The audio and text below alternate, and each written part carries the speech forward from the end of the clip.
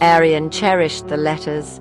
They were more than just words on paper. They were pieces of his mother's heart, sent to guide him. Each one a piece of Mira, his mother. Her handwriting, a familiar comfort, brought her presence closer. Her words, always filled with love, were his guiding stars. They illuminated his path even in the darkest times. From his first day of school, Mira wrote, each letter was a beacon of encouragement and wisdom. She told him to be kind, to be brave. Her words instilled values that shaped his character. Arian kept that letter in his tiny pocket. He read it often, finding solace and strength in her words. Years passed, filled with birthdays and triumphs.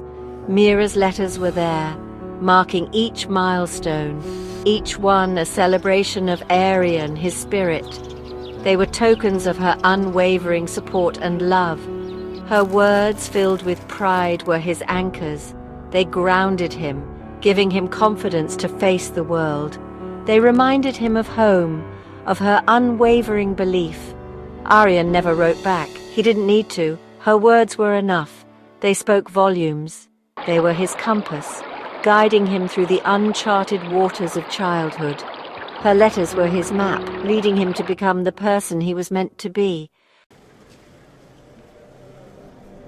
Time, a relentless current, swept Arian into adulthood. He moved to the city, chased dreams. Life became a whirlwind of deadlines and ambitions. The letters continued. Mira, ever the constant, wrote about her garden, her neighbors.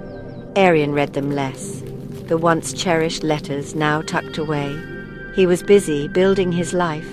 He called Mira, of course, but the long conversations replaced by hurried greetings. He knew she understood. That's what mothers did. They understood. But a part of him, a small, quiet part, missed the feel of her words on paper, missed the scent of her love, faint on the crinkled pages. One day the letters stopped. The mailbox stood empty, a silent sentinel to the past, a silence deafening and final. The world seemed to hold its breath, waiting for something that would never come. Mira was gone. Arian rushed back, the journey a blur of grief and regret. Every step felt heavy, every moment stretched into an eternity. He sat in her empty room, the scent of her, a ghost in the air. Memories flooded back, each one a bittersweet reminder of what he had lost. In her drawer he found it, one last letter addressed to him. His hands trembled as he held the envelope, the weight of its contents pressing down on him. Her familiar handwriting, a punch to his gut. It was as if she was there, speaking to him through the ink and paper. He held his breath, broke the seal. The anticipation was almost unbearable, his heart pounding in his chest, the words blurred, his vision swimming. Tears welled up, making it hard to read, but he pressed on, needing to hear her voice one last time. Mira wrote of her pride, her unwavering love. She spoke of their shared dreams, their unfulfilled plans, and the life they had built together. She wrote of how she understood, how she would always be with him. Her words were a promise, a vow that transcended the boundaries of life and death.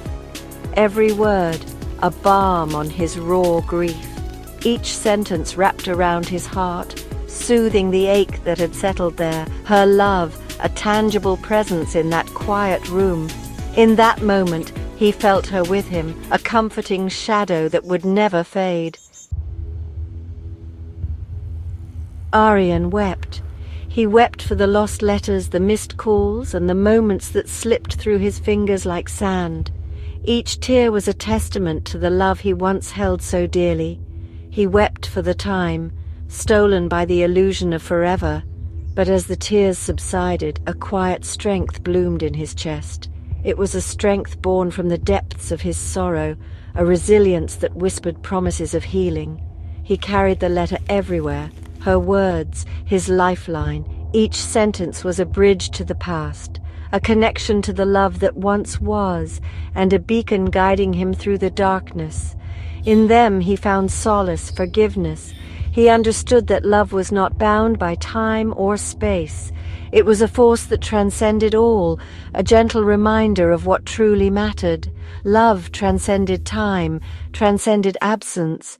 It lived on, in the echoes of a mother's words, in the chambers of a son's heart.